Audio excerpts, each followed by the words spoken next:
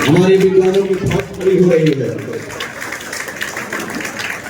ये सब इन्हीं लोगों की बदौलत है।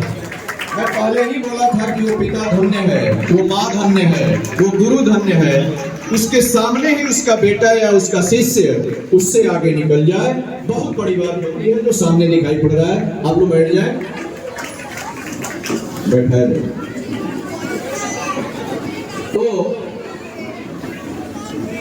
मैं अपनी बात को 2-4 मिनट तक और कहते हुए फिर ये बहुत सारा मैं देख रहा हूँ व्यवस्था है पुरस्कार वितरण का, तो उसमें भी समय लगेगा, इसलिए मैं बहुत समय आपका नहीं लेना चाह रहा हूँ। 2-4 मिनट में मैं आपसे जुड़ा हूँगा।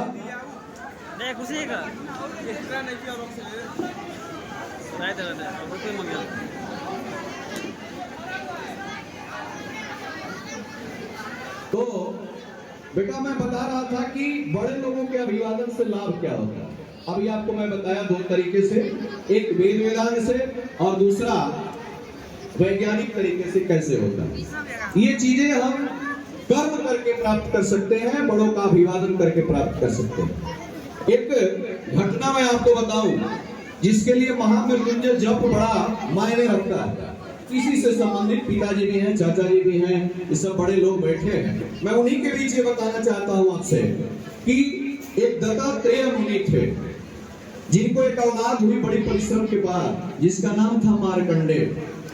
मार्कंडेय जो था वो अल्पायु था, उसे 5 वर्ष की अवस्था में दुनिया छोड़ के जाना था।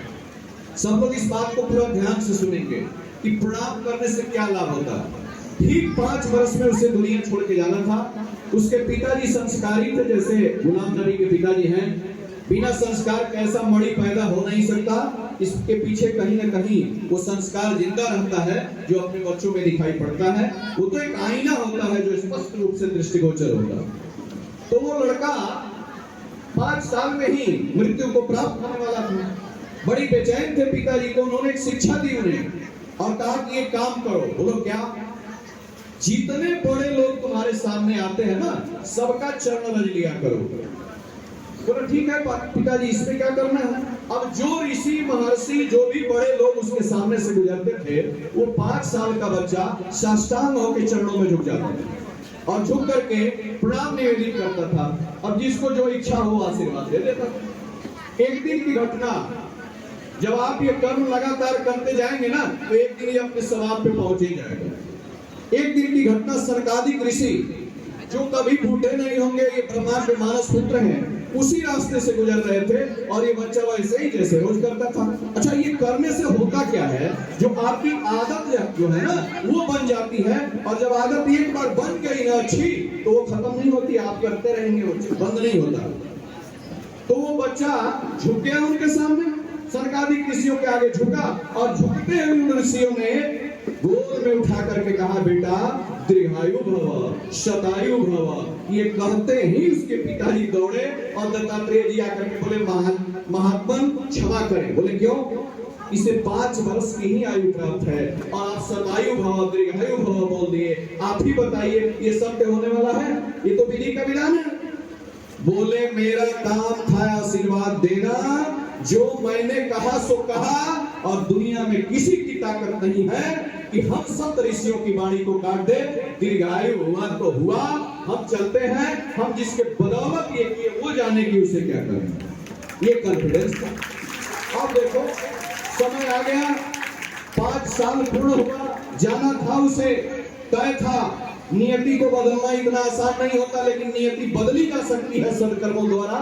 ये घटना बताती है मार्कंडेय पुराण की। वो भगवान शिव के लिंग से लिपट गया, अपने पिता के आदेशानुसार और महामृत्युंजय मंत्र का जाप करने लगा।